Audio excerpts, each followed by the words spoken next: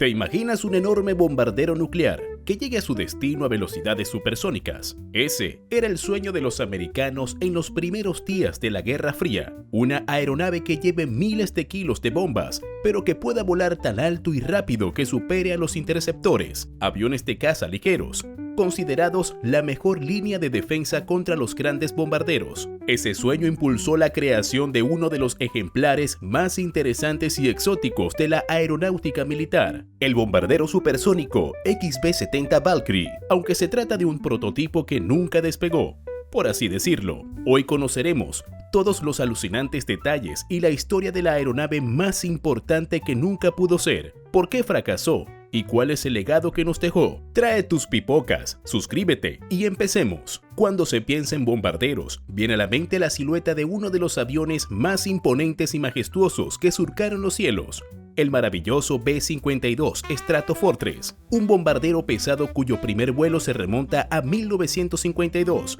pero que sigue como miembro activo de la Fuerza Aérea de los Estados Unidos y participó en todos los conflictos militares de ese país hasta el día de hoy. Con una capacidad de carga de más de 31.000 kilogramos de bombas, el B-52 es definitivamente el ave mayor de los cielos. Sin embargo, pese a alcanzar los 1.000 kilómetros por hora y poder volar a 15.000 metros o 50.000 pies, esta maravillosa máquina de guerra aérea tenía un problema: era muy lenta. Quizás digas, 1.000 kilómetros por hora es muy lento. Para eso tenemos que entender la utilidad estratégica de un bombardero a mediados de los 50. Recordemos que estamos en plena psicosis de la Guerra Fría, por lo que la mayoría de los posibles escenarios bélicos que se imaginan los americanos era contra la Unión Soviética. Una vez marcado un objetivo estratégico a ser impactado, el bombardero tendría que ingresar a espacio aéreo soviético, llegar hasta el punto de impacto antes de soltar su carga. Pero en esos años, la principal defensa del espacio aéreo era constituida por los aviones militares denominados interceptores, aviones como el mítico MiG-21,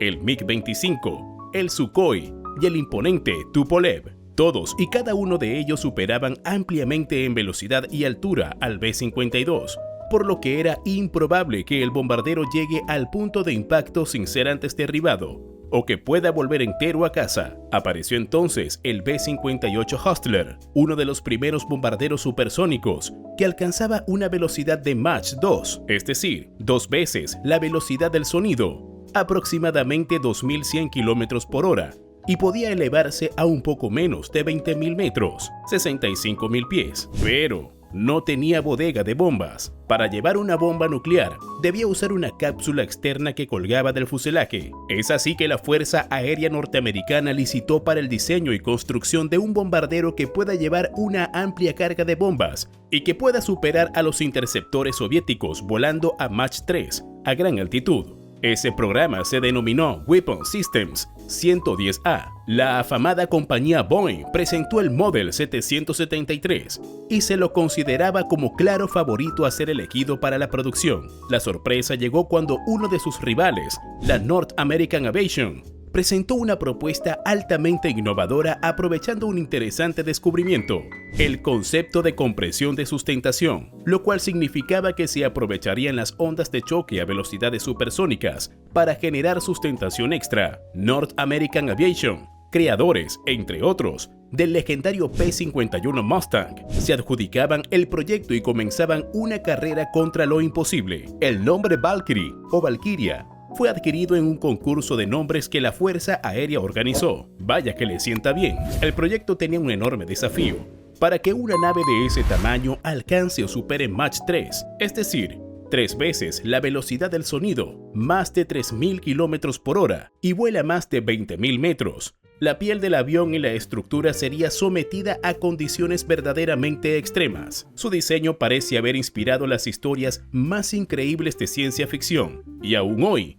cuando se lo ve en el Museo Nacional de la Fuerza Aérea de los Estados Unidos, en Dayton, Ohio, hay personas que preguntan si es un nuevo prototipo, una silueta muy inusual, con la cabina en una posición elevada, grandes entradas de aire y formas aerodinámicas futuristas. Esta gran ave es verdaderamente hermosa y revolucionaria. Sus alas delta tenían puntas que se desplegaban hacia abajo para mejorar estabilidad. Para soportar las extremas condiciones del vuelo a las que sería sometido el XB-70, donde se alcanzarían los 330 grados centígrados o 626 grados Fahrenheit, se tenía que utilizar materiales y procesos poco convencionales. Por ejemplo, el aluminio convencional se derretiría en esas condiciones. Se utilizó acero inoxidable soldado a alta precisión y titanio en las zonas más críticas. Para impulsar la nave se instalaron 6 motores de alta potencia con posquemadores, capaces de lograr la ansiada velocidad prometida,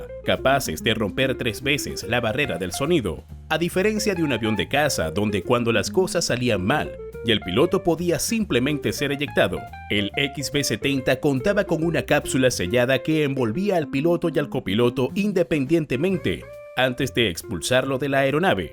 Si lo viste en otro lado fue en una película de ciencia ficción y el espacio sideral. El tren de aterrizaje no podía ser convencional, ya que la nave estaría descendiendo a una impresionante velocidad de unos 300 km por hora. El Valkyrie contaba con un tren de aterrizaje largo de 16 ruedas.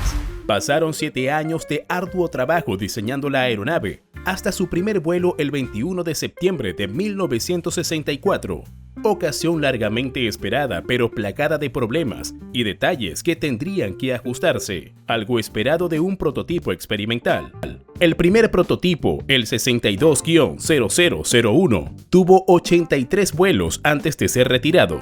Nunca alcanzó Mach 3, volando a una velocidad máxima de Mach 2.5, pero alcanzó los 25.000 metros, lo cual fue descrito como surrealista por los pilotos del vuelo, al ver a la Tierra como un globo curvado debajo de ellos. A gran velocidad, la aeronave vibraba violentamente y el calor hacía que algunas partes del fuselaje emitieran un resplandor espectacular. El segundo prototipo y el que sería el último se elevaba a los cielos por primera vez el 17 de julio de 1965, mejorado y reforzado, aprendiendo de todos los vuelos del primer prototipo. Alcanzó y superó finalmente el ansiado Mach 3, a más de 70.000 pies de altitud.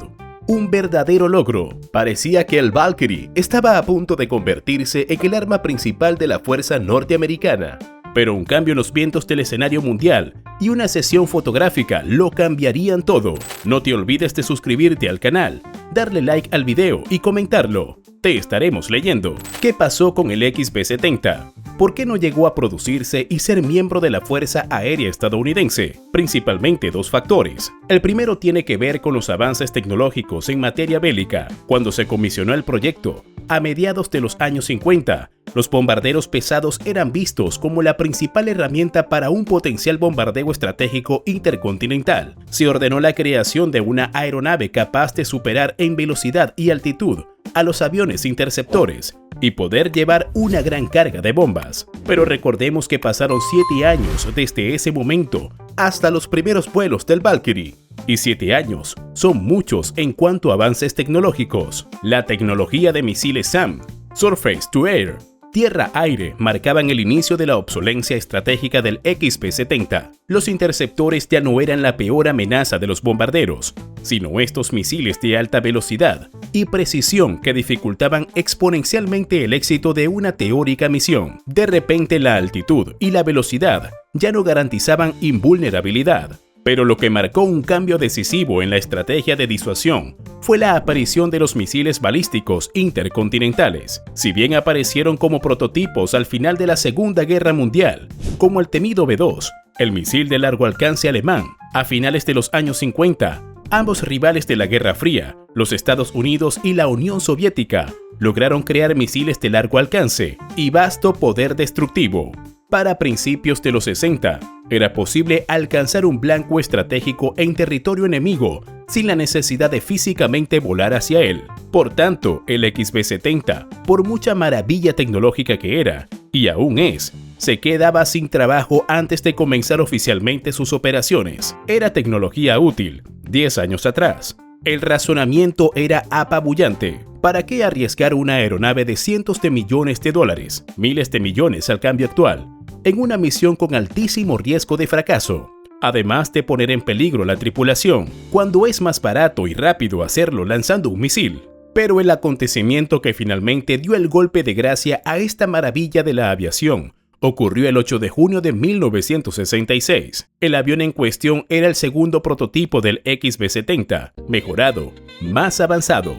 El evento, una sesión fotográfica publicitaria organizada por General Electric, la orgullosa productora de los motores aeronáuticos que impulsaban al Valkyrie, y muchos otros miembros de las fuerzas aéreas. Ese día volaban en formación 5 aviones, encabezando la formación el XB-70 y a sus costados un F-104N Starfighter, un F-4 Phantom II, un T-38 Talon y un F-5 Freedom Fighter. Todo iba bien hasta que, por razones aún no esclarecidas del todo, Joseph Walker, el veterano piloto al mando del F-104N Starfighter, se acercó demasiado a la inmensa ala delta del Valkyrie, siendo absorbido por el vórtice de turbulencia del XB-70, colisionando con el ala y el total descontrol, arrancando ambos estabilizadores verticales del XB-70, dejándolo indefenso y a la merced del viento. El pequeño avión caza se desintegró, acabando con la vida del piloto. El Valkyrie, sin alas verticales, tenía sellado su destino. Entró en un giro invertido e inexorablemente descontrolado y terminó estrellándose en el desierto de Mojave, en California. Alvin White, el piloto del XB-70, logró eyectarse de la aeronave en su cápsula de escape. Carl Cross, el copiloto, no tuvo la misma suerte y pereció en el accidente. Se perdieron 2 vidas valiosas, pero también se perdió sin remedio alguno el segundo de los 2 prototipos del bombardero supersónico, justamente el que tenía las mejoras sustanciales. El impacto al proyecto fue tan grande que no se pudo levantar más. El programa fue cancelado pese a algunos intentos por darle una nueva vida al diseño del bombardero. Sus ingenieros exploraron conceptos distintos, como armarlo con misiles, convertirlo en una plataforma de lanzamiento a gran altura e incluso como el primer cisterna supersónico, pero nunca pasó de la mesa de diseño. El último vuelo del prototipo sobreviviente antes de descansar en tierra hasta la actualidad fue el 4 de febrero de 1969 y fue desde la base de la Fuerza Aérea Edwards en California hasta su última morada, el Museo de la Fuerza Aérea de Estados Unidos, en Dayton, Ohio. El Valkyrie, un poderoso bombardero supersónico que volaba a más de 3.000 km por hora, pero que fue muy lento como para ser estratégicamente competente, una maravilla del diseño y la ingeniería, un legado que dejó muchísimas enseñanzas a los ingenieros, inspirando tecnologías y soluciones que más tarde serían la piedra angular de la era de los aviones supersónicos más famosos que conocemos hoy.